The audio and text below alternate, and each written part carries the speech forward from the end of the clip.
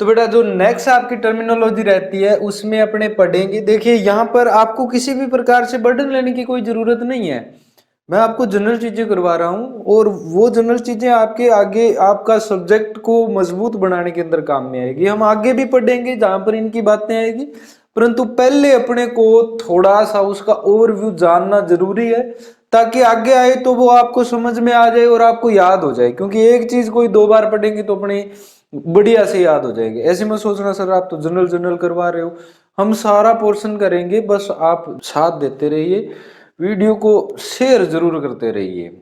आपका शेयर करना बनता है, मैं आपको बार बार कह रहा हूँ वीडियो को शेयर जरूर कर दीजिए, दिया करो।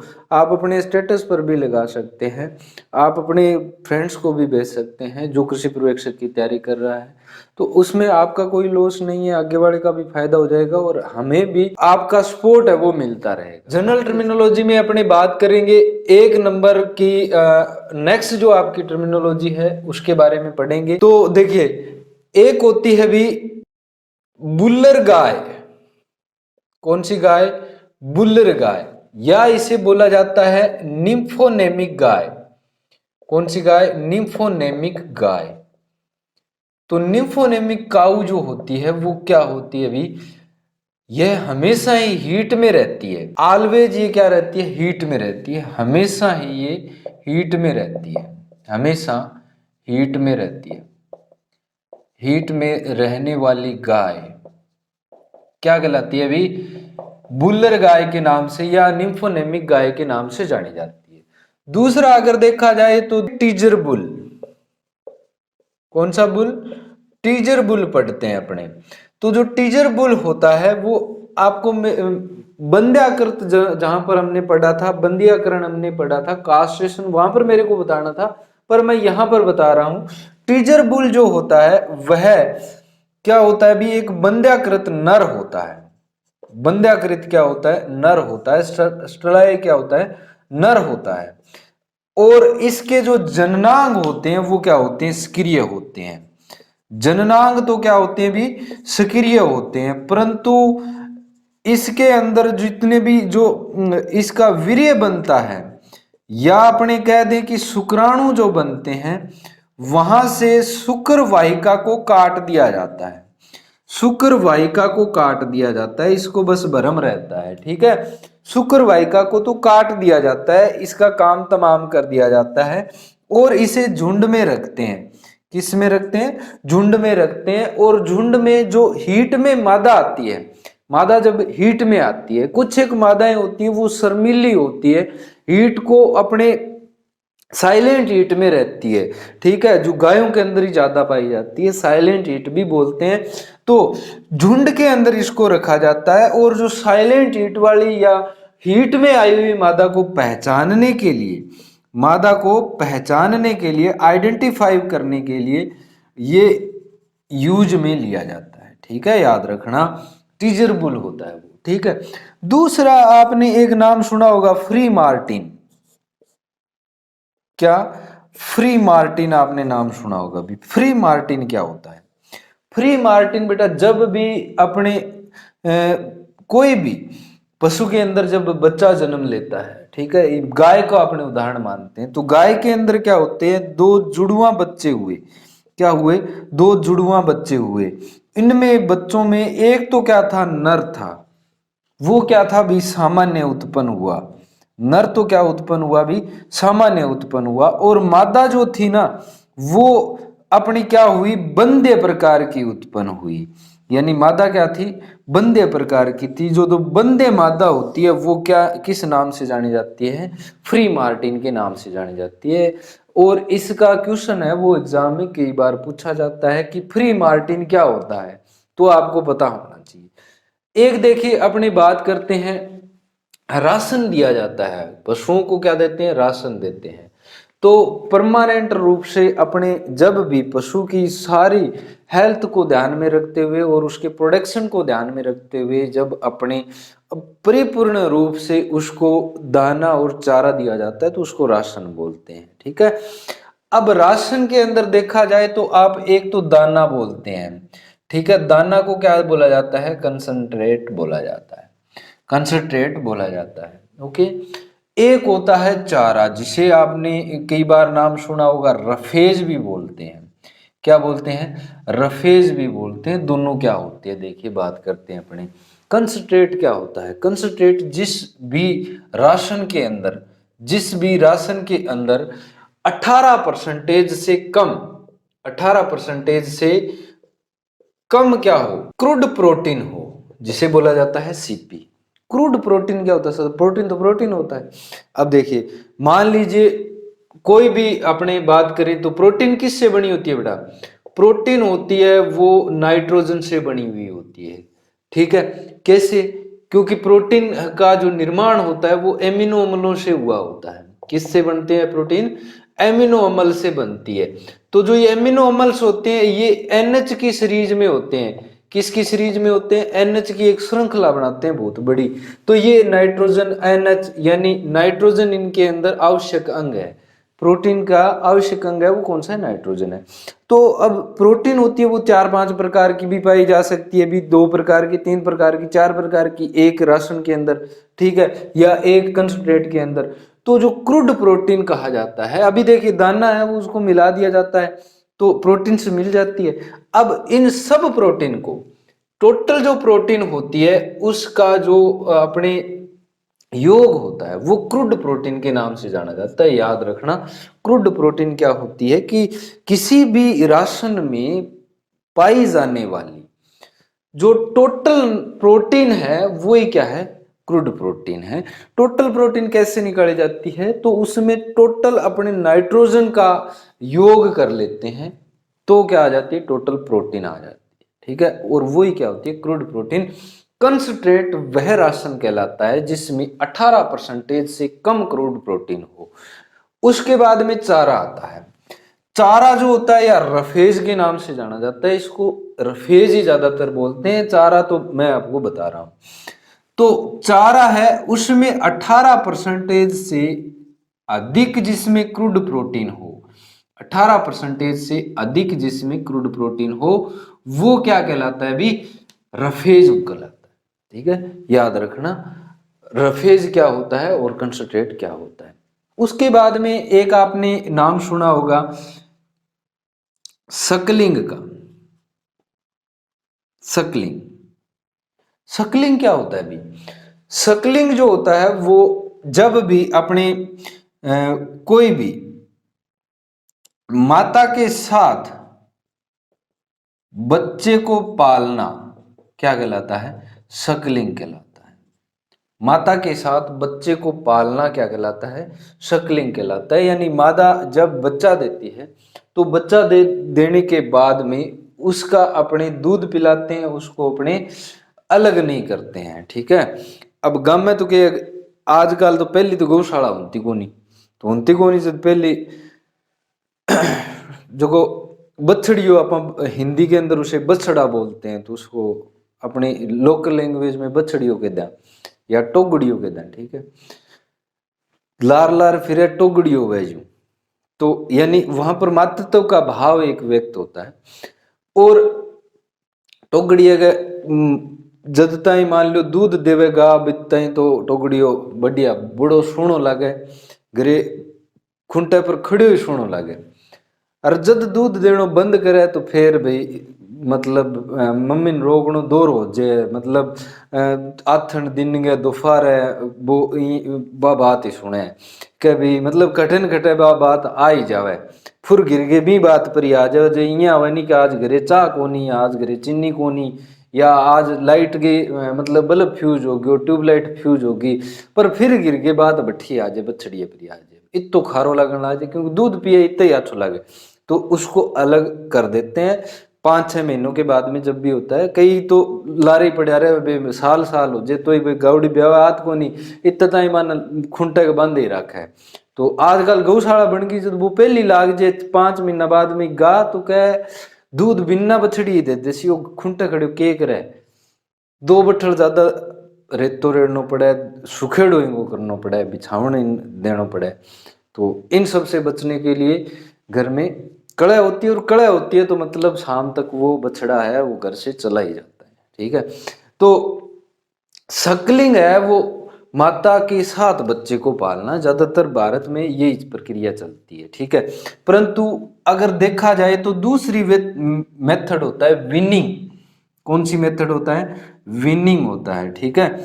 जिसमें क्या करते हैं अपने, विनिंग के अंतर्गत अपने क्या करते हैं, ये एक वैज्ञानिक विधि है। कैसी विधि है? वैज्ञानिक विधि है। वैज्ञानिक विधि के अनुसार ही अपने क्या करते हैं, अभी माँ से बछड़े को अलग पालते हैं। कैसे? तो वैज्ञानिक विधि कैसे भी सर? क्योंकि इसमें आपको एक डिसाइड कर दिया जाता है कि भी इतना मिक्सचर इसको देना है, ठीक है, इतनी मात्रा में इसको ये पोषण है वो देना है, और कब देना है ये भी डिसाइड कर दिया जाता है। तो ये विनिंग मेथड होता है, वैज्ञानिक विधि है। यानी अपने क्या करते हैं, मादा से या माता से बच्चों को अलग पालना, बच्चों को अलग कर पालना क्या कहलाता है? विनिंग कहलाता है, अलग कर पालना।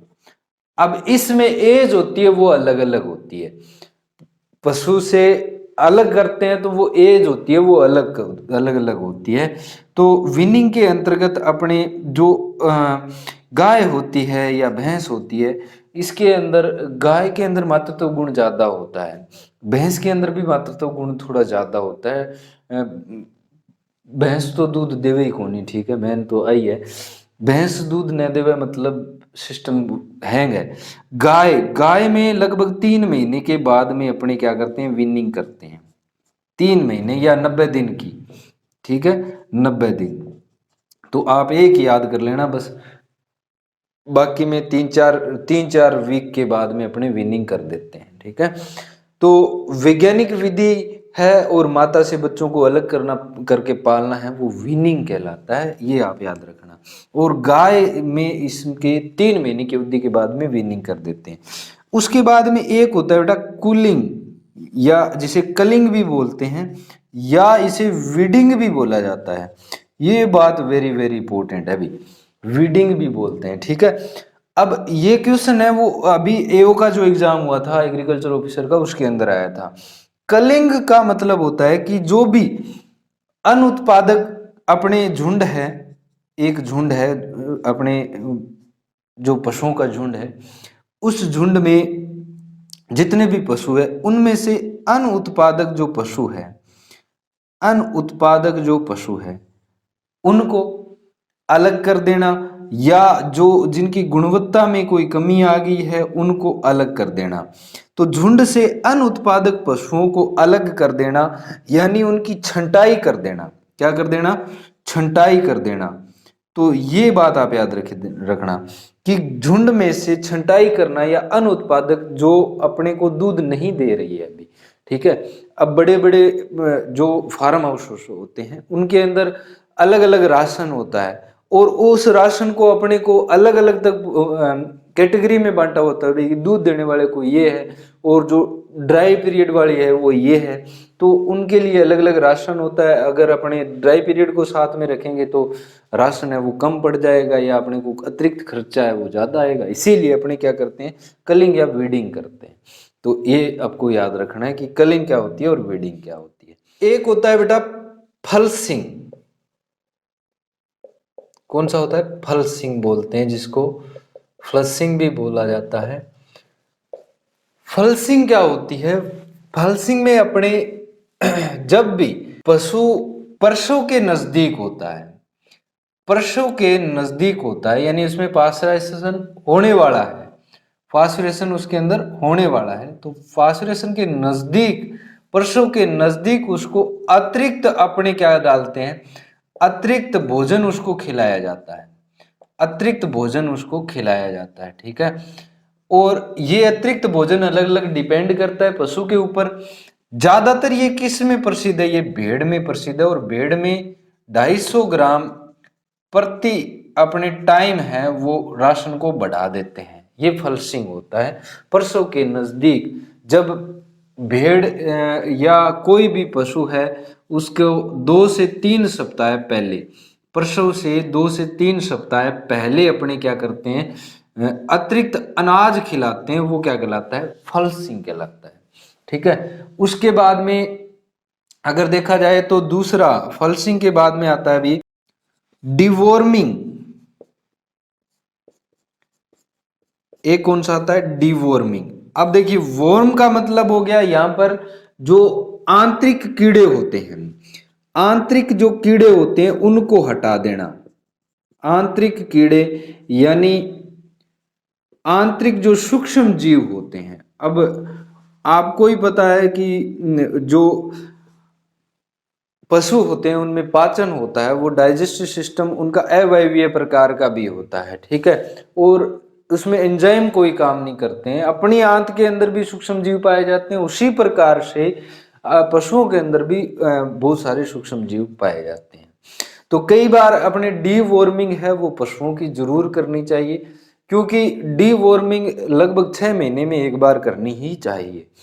डीवॉर्मिंग पशुओं के लिए लाभदायक होती है, क्योंकि कई बार लगभग देखा गया है कि 60% तक जितना वो खाता है उसका 60% तक वो जो वॉर्म्स पाए जाते हैं उसके अंदर, जो कीट होते हैं, जो कीड़े होते हैं अंदर, बैक्टीरिया, जो सूक्ष्म जीव, फंगस वगैरह जितने भी उसके आंत के अंदर कीट होते हैं वो सारे के सारे उसको खाते रहते हैं और उसका 60% तक लॉस है वो देखा गया है।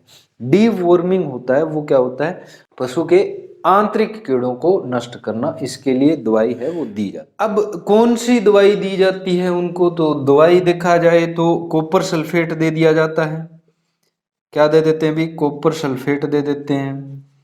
और तारपीन का तेल भी एक कृमिनाशी है, डिवॉर्मिंग करने के अंदर यूज किया जाता है। तारपीन का तेल भी दे दिया जाता है। निकोटिन सल्फेट का भी प्रयोग कर सकते हैं अपने। किसका? निकोटिन सल्फेट का भी प्रयोग कर सकते हैं। तो बेटा कभी भी किसी भी क्लास को आप हल्के में मत लीजिएगा। मैं बहुत ही स्टिक चीजें आपको पढ़ा रहा हूँ। एग्जाम में पूछी जा सकती है आपसे कि निम्न में से डीवॉर्मिंग के अंदर कौन सी औषधि का प्रयोग किया जाता है? तो वो कौन सी होती है? Nicotine sulphate. डीवॉर्मिंग होती है उसके अंदर कौन से कीड़ों को नष्ट करते हैं? आंतरिक कीड़ों को, ठीक है। और एक होता है डी टिकिंग। डी टिकिंग, जो डी टिकिंग होता है वो क्या होता है? डी टिकिंग होता है पशु शरीर के बाह्य कीटों को, जो बाह्य जीव होते हैं उनको हटाना। बाह्य जीवों को हटाना क्या कहलाता है? डी टिकिंग कहलाता है। जीवों को हटाना डी टिकिंग कहलाता है। और डी टिकिंग जो होती है उसके अंदर जैसे कि अपने टिक्स हो गए, इसीलिए इसे डी टिकिंग बोलते हैं। माइट हो गया, जैसे अपने चिंचड़ वगैरह चिप जाते हैं ना, अपने नहीं पशुओं के, गोएड, चिंचड़ पहले तोड़ते थे ना, मैं तोड़ता था, ठीक है। आप तो अभी नई पीढ़ी है, नई न्यू जनरेशन है तो नहीं तोड़ते होंगे, पहले तोड़ा जाता था, ठीक है। स्पेशल काम हो तो एक बट्ठल रख लेता पशु के कन्नर का, ओ बड़ी शुद्धि गाय है, चिंचड़ तोड़ा है तो हल्ला ही को नहीं, ऐसी बातें होती थी। डी टिकिंग टिक और माइट और लाइस यानी बाह्य जीवाणुओं को दूर करने के लिए किया जाता है। इसमें अपने किसी भी यूज कर लेते हैं, कई बार तो माँ तो BHC का भी प्रयोग कर लेते हैं, ठीक है। तो पर तो ये नहीं करना चाहिए। उसके बाद में डी टिकिंग के बाद में अपने नेक्स्ट अगर देखा जाए तो एक होती है कैनाबलिज्म। क्या होती है? कैनाबलिज्म। कैनाबलिज्म का मतलब क्या होता है? कैनाबलिज्म का देखिए, जब भी पोल्ट्री हाउस के अंदर अपने कीट पक्षी होते हैं वो क्या करते रहते हैं, उनमें फास्फोरस वगैरह की अगर कोई भी सूक्ष्म पोषक तत्वों की कमी हो जाती है तो वो एक दूसरे को चांच मार के घायल कर देते हैं। तो चोंच मारकर घायल करना क्या कहलाता है? अभी कैनाबलिज्म कहलाता है। पक्षियों का चोंच मारकर घायल करना क्या कहलाता है? कैनाबलिज्म कहलाता है। और उसके बाद में एक आता है सिंपल सी ट्रिक है अपनी, डीबकिंग। डीबकिंग डीबकिंग होती है वो क्या होती है? तो इस समस्या से निपटान प्राप्त करने के लिए डीबकिंग की जाती है। डीबकिंग में अपने क्या करते हैं, चोंच काट दी जाती है। चोंच काटना क्या कहलाता है? डीबकिंग कहलाता है। अब देखिए कई बार एग्जाम में ये बहुत बार पूछा गया है भाई, डायरेक्ट पूछ लेता है कि ऊपरी चोंच का कितना हिस्सा काटते हैं, तो ऊपरी चोंच का अपने 1/4वां हिस्सा काटते हैं, ठीक है। और जो निचली चोंच होती है उसको कितना काटते हैं, तो निचली चोंच को अपने क्या करते हैं, निचली चोंच को 1/8 भाग में काटते हैं। तो याद रखिएगा डीबकिंग होती है वो मुर्गियों के अंदर की जाती है। और डीबकिंग कितनी आयु के अंदर की जाती है, तो आयु देखा जाए तो 1 माह के अंदर की जाती है। 1 माह के जो चूजे होते हैं उनके अंदर डीबकिंग है वो कर देनी चाहिए। ओके, 1 माह से स्टार्ट करते हैं, बाकी बाद में अगर दूसरे माह भी होती है तो बाद में कर सकते हैं, परंतु 1 माह आयु के अंदर डीबकिंग है वो की जाती है। नेक्स्ट अगर देखा जाए तो एक होती है बेटा ग्रूमिंग, एक टर्मिनोलॉजी होती है ग्रूमिंग। ग्रूमिंग क्या होता है, जब भी पशु के जो बाल होते हैं, पशु के बालों को ब्रश से साफ किया जाता है तो उसे क्या बोलते हैं, ग्रूमिंग बोलते हैं, ठीक है। पशु के बालों को ब्रश से जब साफ करते हैं तो उसे क्या बोला जाता है, ग्रूमिंग बोला जाता है। उसके बाद में नेक्स्ट अगर देखा जाए तो एक आपने नाम सुना होगा शेयरिंग। शेयरिंग, शेयरिंग क्या होती है अभी, शेयरिंग जो होती है वह भेड़ से ऊन प्राप्त करने को, भेड़ से ऊन प्राप्त करने को क्या कहते हैं, शेयरिंग कहते हैं। भेड़ से ऊन प्राप्त करने को शेयरिंग कहा जाता है। ओके, जब भेड़ से ऊन है वो काटी जाती है तो उसको शेयरिंग बोलते हैं, याद रखना क्या बोलते हैं, शेयरिंग।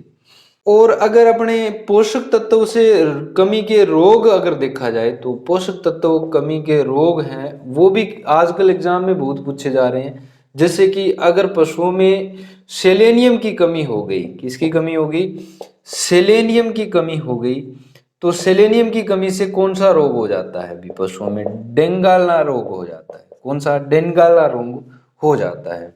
वहीं पर अगर अपने देखा जाए तो फास्फोरस की कमी से, फास्फोरस की कमी से कौन सा रोग हो जाता है, भी पिक्का रोग हो जाता है, ठीक है। कौन सा रोग हो जाता है, पिक्का। और एक आपने नाम सुना होगा ऊंटों में एक सरा रोग होता है, सरा रोग होता है वो किसकी कारण होता है, भी प्रोटोजोआ के कारण होता है, ठीक है। बहुवर्षीय रोग होता है, ऊंट को लेके ही बैठता है, मार ही देता है, ठीक है। तो ये इतनी सारी नॉर्मल सामान्य जानकारी थी, और अपने आगे जो आने वाले वीडियो लेक्चर्स हैं उनके बारे में अंदर पढ़ेंगे। आप वीडियो को शेयर करते रहिए, चैनल को सब्सक्राइब कर दीजिए, घंटे का निशान दबा लीजिए। अगर आपको ज़रूरत है तो कृषि पर्यवेक्षक का कोर्स अपनी ऐप पर उपलब्ध है। मेरा ये मानना है इससे अच्छा आपको कोर्स कहीं नहीं मिलेगा। सारा मटेरियल आपको दिया हुआ है, एक एक टॉपिक आपको समझाया हुआ है, अलग से टॉपिक के नोट्स दिए हुए हैं, सभी टेस्ट दिए हुए हैं, टेस्ट सीरीज अलग अलग टॉपिक के, मेजर माइनर अलग अलग प्रकार से आपको दिया हुआ है, सब आप पढ़ सकते हैं। Thank you, thanks for watching, have a nice.